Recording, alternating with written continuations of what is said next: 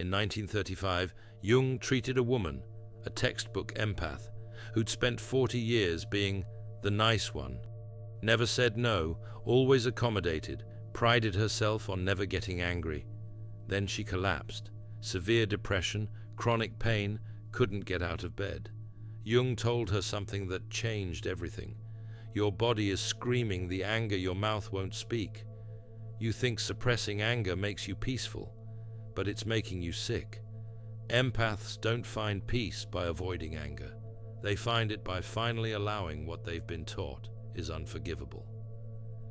If you're an empath who prides yourself on never getting angry, who feels guilty the rare times frustration surfaces, who believes staying calm and nice is the path to inner peace, Jung discovered the opposite is true.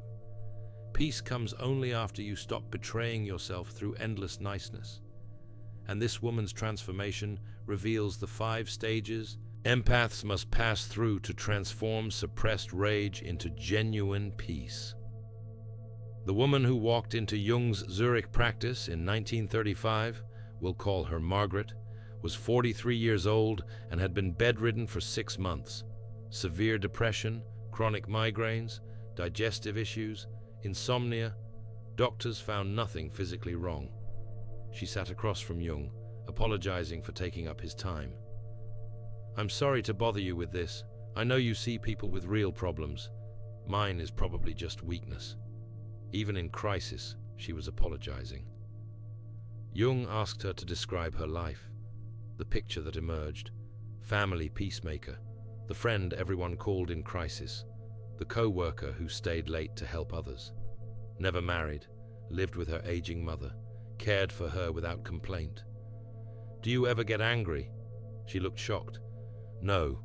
I mean, sometimes I feel frustrated, but I don't do anger. That's not who I am. Anger is ugly. It hurts people. And yet, you're in constant pain. Your body hurts. Your head aches. You can't sleep. You can't eat. Tell me, what happens to anger that's never expressed?" Silence. Then quietly, "I don't understand." "Your body understands. It's been trying to tell you for years."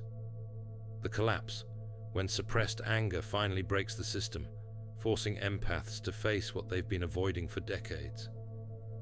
Margaret had learned early that anger was unacceptable. Her father had been volatile, explosive rages, throwing things, terrorizing the family. Her mother had responded with perfect calm, never raising her voice, absorbing his fury with silence. Margaret watched and learned. Anger destroys. Calmness saves. Nice people don't get angry. So she became the nice one. When her brother took credit for her work, she smiled. When friends cancelled plans last minute, she said, "No problem." When her mother criticized her daily, she responded with patience. But suppressed anger doesn't disappear. It turns inward. Research on emotional suppression by Dr. James Pennebaker shows that chronic suppression of negative emotions correlates with increased rates of depression, chronic pain, autoimmune disorders, and cardiovascular disease.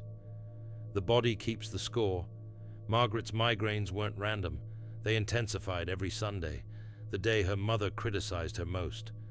Her digestive issues flared after interactions with her demanding brother. Her insomnia worsened when she'd said yes to something she desperately wanted to refuse. Your body is screaming the anger your mouth won't speak. Every headache is suppressed rage. Every stomach pain is swallowed resentment. Every sleepless night is your soul refusing to rest while you betray it. Margaret started crying. "But if I let myself get angry, I'll become like my father. I'll hurt people." "No, that's the wounded child's logic. Your father's rage was unconscious, possessive, destructive. What I'm speaking of is conscious anger, sacred anger, the kind that protects boundaries, demands truth. That anger doesn't destroy, it creates peace." The collapse happens when the empath system can no longer sustain the split, performing peace externally while raging internally.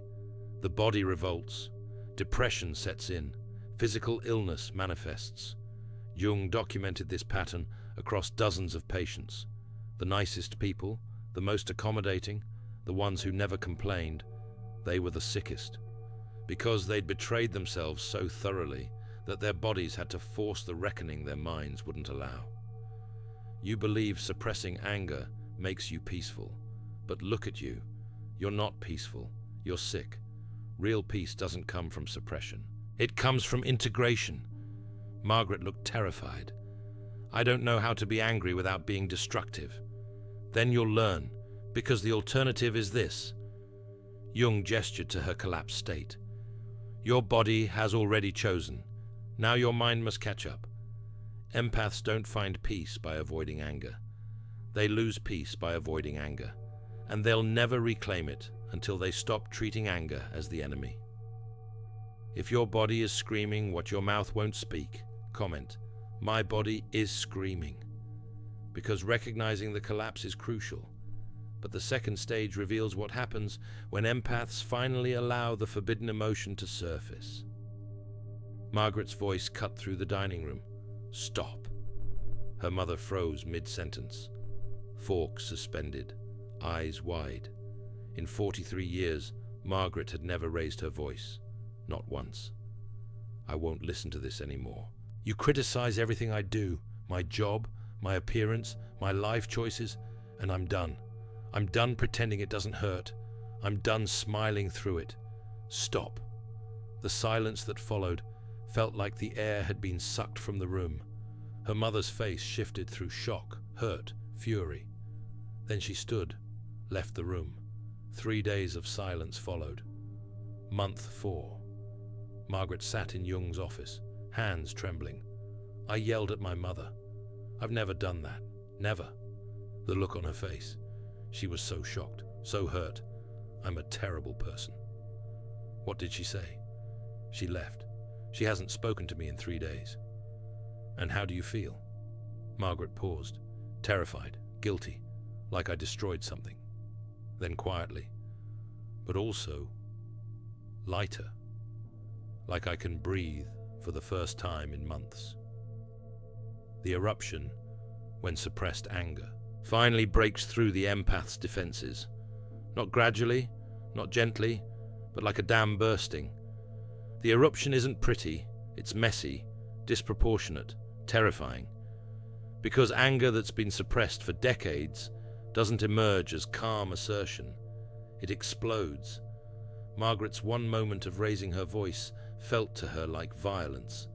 To her mother, who'd never heard Margaret express anger, it was shocking. The family system had organized around Margaret's niceness. When she broke that pattern, the system destabilized. The eruption is necessary, but dangerous. Necessary because the suppressed anger must be acknowledged. Dangerous because unconscious anger acts out rather than acts consciously.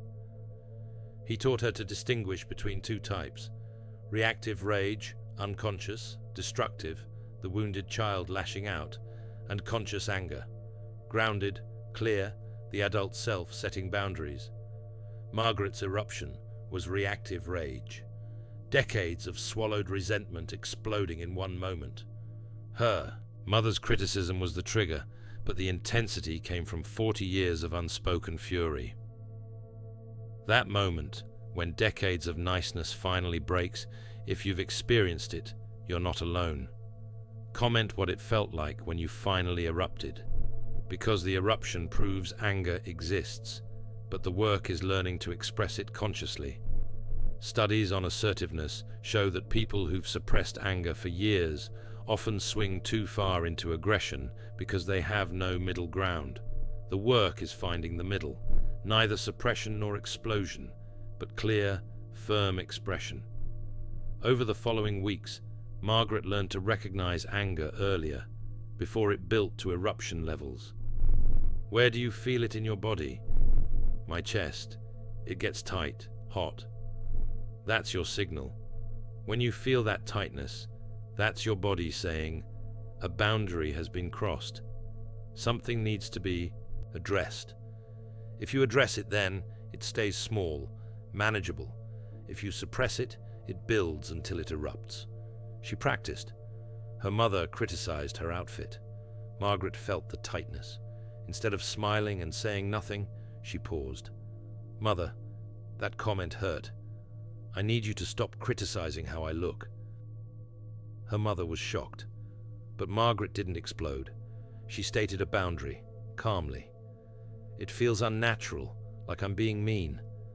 That's because you've confused kindness with self-erasure. Real kindness includes boundaries. What you've been doing isn't kindness. It's self-betrayal disguised as virtue." Audre Lorde, poet and activist, wrote about the uses of anger. Focused with precision, anger becomes fuel for change rather than destructive force. Margaret was discovering this truth. The eruption was messy, but it cracked the facade. It proved anger wouldn't kill her or destroy her relationships. It proved she could survive being seen as not nice. But eruption is only the second stage. The third reveals the terrifying work of meeting what's been buried for 40 years. Because the eruption proves anger exists, but the third stage requires facing why it's been suppressed for so long, and that confrontation changes everything.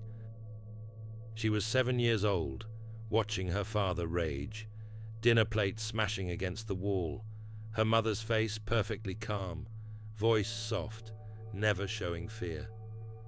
When he finally passed out, Margaret asked, "Mommy, why didn't you yell back?" Her mother knelt down, smoothed Margaret's hair. "Because anger is ugly, sweetheart. Nice people don't get angry. They stay calm. That's how you survive." 7-year-old Margaret made a vow that night. "I will never be angry like father. I will be nice like mother. That's how you survive." 40 years later, that 7-year-old was still running the show. Month 8. Margaret sat in Jung's office, frustrated.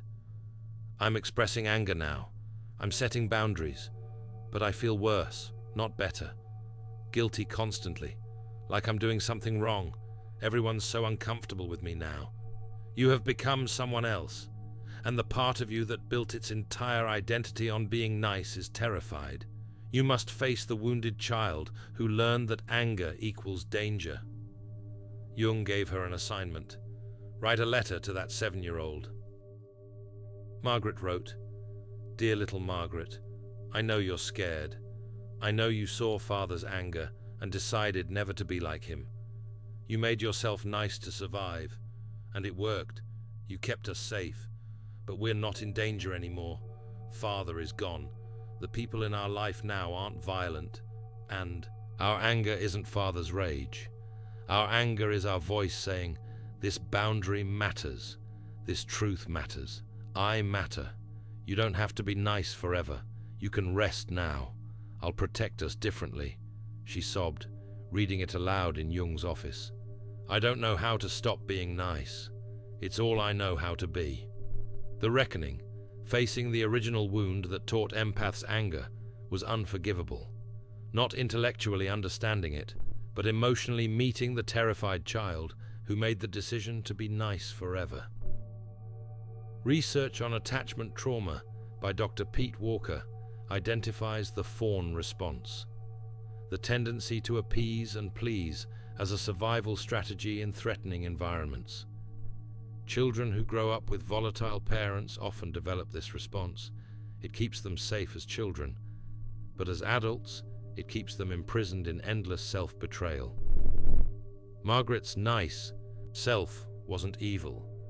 It was a protector trying to keep her safe from a danger that no longer existed. The reckoning also requires facing the guilt. Because empaths who start expressing anger feel guilty constantly.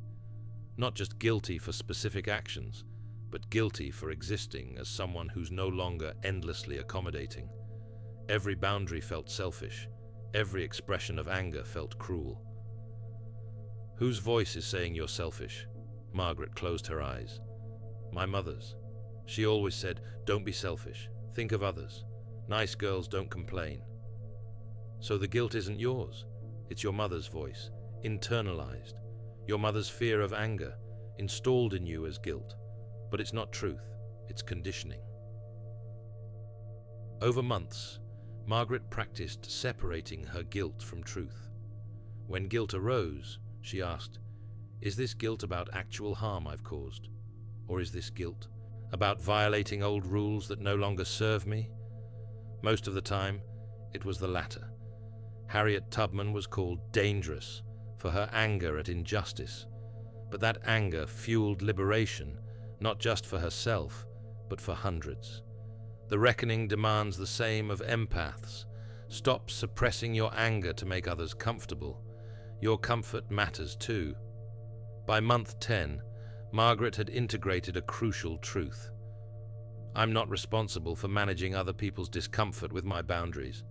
If my mother is uncomfortable with me saying no, that's her work, not mine. My job is to be honest.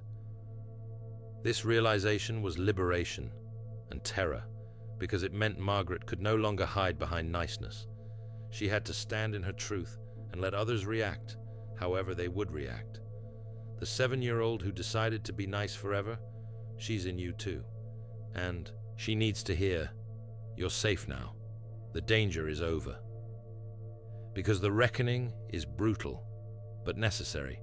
Only after facing the original wound can empaths move into the 4th stage, where anger transforms from enemy into ally. Month 14. Margaret walked into Jung's office and sat down without apologizing. Jung noticed immediately. "You didn't say sorry." She smiled. "I know, I noticed too."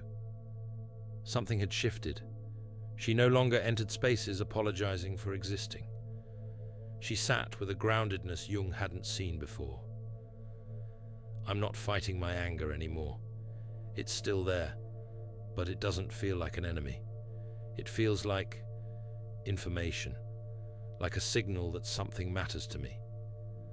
The integration, when anger transforms from destructive force into authentic power, not suppressed, not erupting, but integrated as part of the whole self. Month 14, staff meeting. Her colleague interrupts her mid-sentence. Again, chest tightness, heat. But this time, instead of smiling and letting it happen, Margaret pauses, holds up her hand. "Let me finish my thought." Clear, calm. The colleague stops. Margaret continues. No eruption, just boundary. Month 15. Her mother criticizes her job choice, the old tightness in her chest, but now Margaret recognizes it immediately. Anger's early warning system. "Mother, I need you to stop criticizing my career. I'm happy with my work."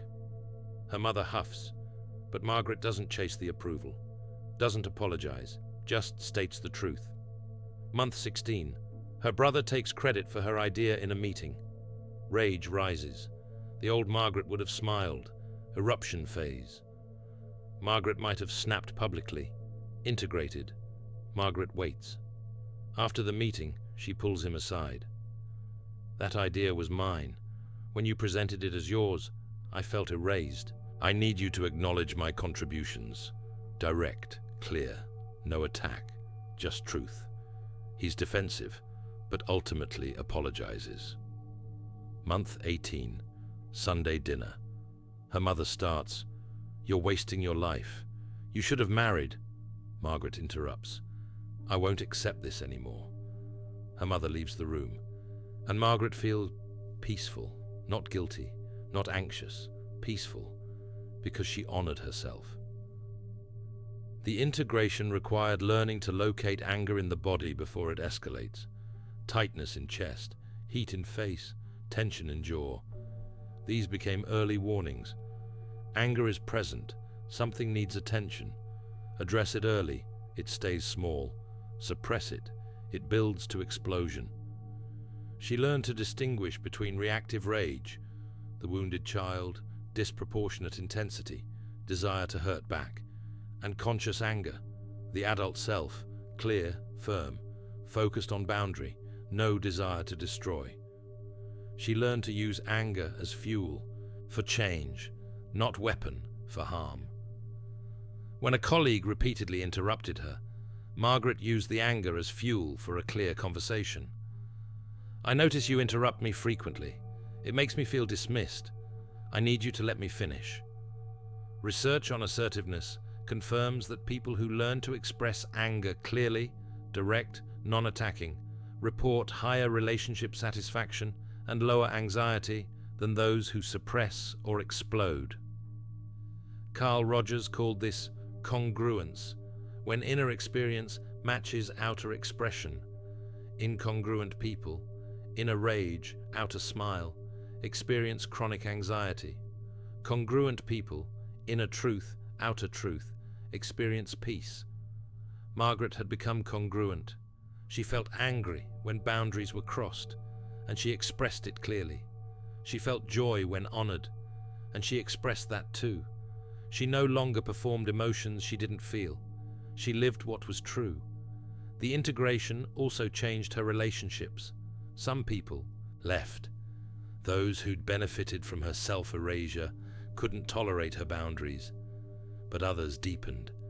Those who wanted real connection, not convenient service. Her mother still struggled, but Margaret no longer managed her mother's discomfort. "I love you, Mother, but I won't sacrifice my well-being for your comfort. You can adjust, or you can be upset. That's your choice." Firm, loving, boundaried. Which integration practice will you try this week? Noticing anger in your body before it escalates, distinguishing reactive rage from conscious anger, or using anger as fuel for clear boundaries? Comment which one you're committing to, because integration creates capacity for authentic connection, but the fifth stage reveals the unexpected gift that comes when empaths finally stop betraying themselves. Month 20. Margaret's final session with Jung. She walked in, shoulders relaxed, jaw soft, eyes clear. The tension that had characterized her for nearly 2 years was gone. "How are you?" "Peaceful, actually peaceful. Not performing peace, not suppressing to create false calm, just at rest." "Tell me about this peace." "It's different than I imagined. I used to think peace meant never feeling upset, never causing discomfort, never making waves. I thought nice people were peaceful people, but I was never peaceful. I was exhausted, resentful, sick." She continued, "Now I get angry. I set boundaries. People are sometimes uncomfortable, and I feel peaceful, because I'm not at war with myself anymore. I'm not performing one thing while feeling another. I'm just whole."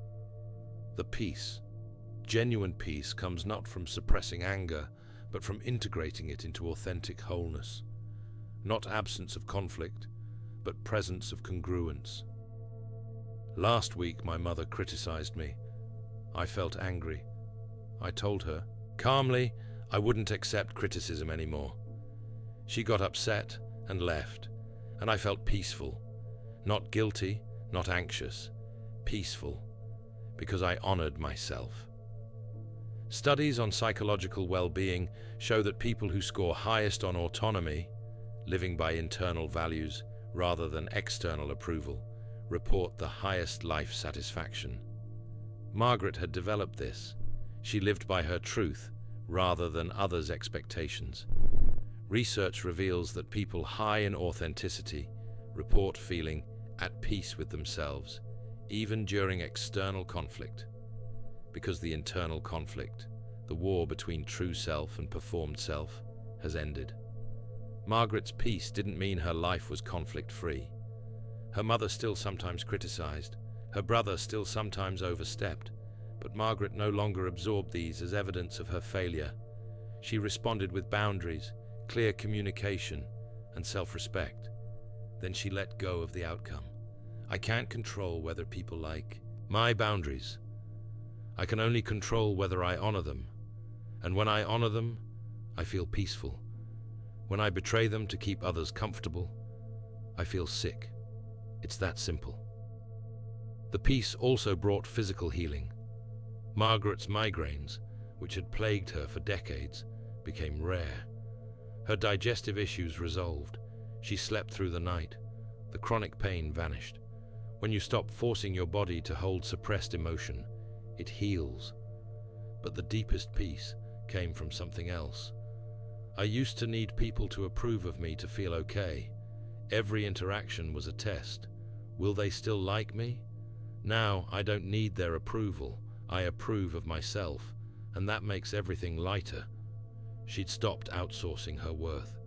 She no longer needed to be nice to everyone to feel valuable. She could be authentic, sometimes kind, sometimes firm, sometimes angry, sometimes joyful, and her worth remained constant.